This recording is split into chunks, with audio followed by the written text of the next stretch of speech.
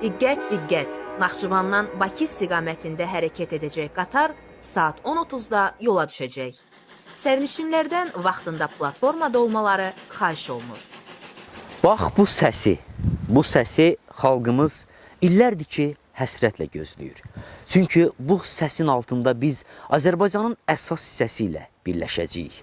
Zəngəzur dəhlizinin açılmasından sonra Muxtar Respublikası sakinlərinin Azərbaycanın digər regionlarına və paytaxta gediş-gəlişi tam təmin olunacaq.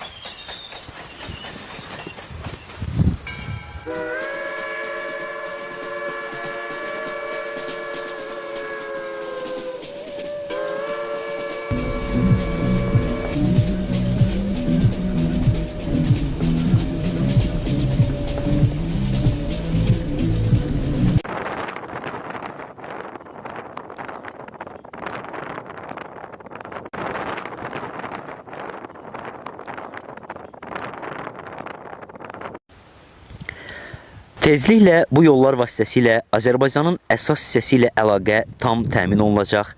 Nəqliyyat, elektrik və dəmir yolu daxil olmaqla bütün kommunikasiya xətləri bu dəhlizdən keçəcək.